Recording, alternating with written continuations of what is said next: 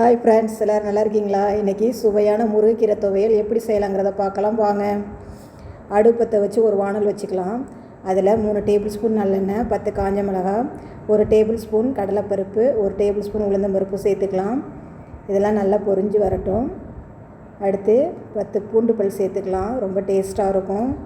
இது குழந்த பிறந்தவங்களுக்கெல்லாம் இந்த போல் துவையல் அரைச்சி கொடுங்க. நல்லா பால் வரும்.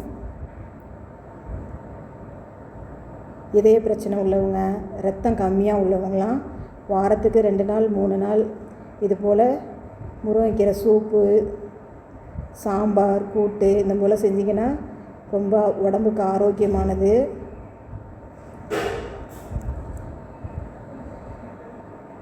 அடுத்து ஒரு கைப்பிடி அளவு தேங்காயும் சேர்த்துக்கலாம். ஃப்ளேவருக்காக 2 பச்சை மிளகாய், ஒரு நெல்லிக்காய் சைஸ் புளியும் சேர்த்துக்கலாம். எல்லாமே நல்லா பச்சை வாசனை போகிற வரைக்கும் வதக்கிக்கலாம் ஃப்ரெண்ட்ஸ். அடுத்து முருங்கைக்கீரை கழுவி சுத்தம் செஞ்சு எடுத்து வச்சுருக்கேன். அதை 2 கைப்பிடி அளவு சேர்த்துக்கலாம். ரொம்ப சூப்பராக இருக்கும். டக்குன்னு 5 நிமிஷத்தில் செஞ்சிடலாம். குழம்பு என்ன குழம்பு வைக்கிறதுங்களாம் ரொம்ப யோசிப்போம் பார்த்திங்களா? அந்த நேரத்தில் இதை நம்ம ட்ரை பண்ணி பார்க்கலாம்.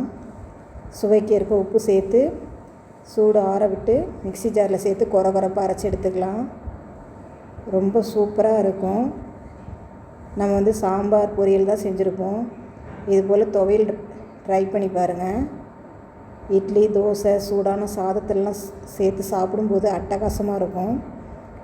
தண்ணி சேர்த்து கொஞ்சம் கொரப்பாக அரைச்சி எடுத்துக்கலாம், நைஸாக வேண்டாம். இந்த துவையலுக்கு ஒரு சின்ன தாளிப்பு கொடுத்துக்கலாம். 2 டேபிள் ஸ்பூன் நல்லெண்ணெய், கடுகு, ஜீரகம் சேர்த்து பொரிய விட்டுறலாம். ரொம்ப டேஸ்ட்டாக இருக்கும். பிகினர்ஸ் எல்லாம் ஈஸியாக கற்றுக்கலாம். வாசனைக்கு கருவேப்பிலை சேர்த்து நம்ம துவையலில் கலந்து கொடுத்துக்கலாம். அவ்வளோதான், சுவையான முருங்கைக்கீரை துவையல் ரெடி. இது போல் நீங்களும் ட்ரை பண்ணி பாருங்கள். உங்கள் ஃப்ரெண்ட்ஸுக்கெல்லாம் ஷேர் பண்ணுங்கள், சப்ஸ்கிரைப் பண்ணுங்கள். மறந்துடாமல் பக்கத்தில் உள்ள பெல் ஐக்கானை கிளிக் பண்ணுங்கள்.